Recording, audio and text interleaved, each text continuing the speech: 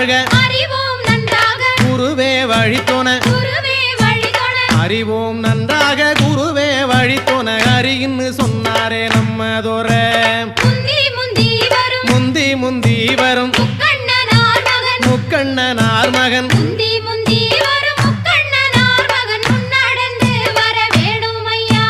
கந்தருக்கு நல்ல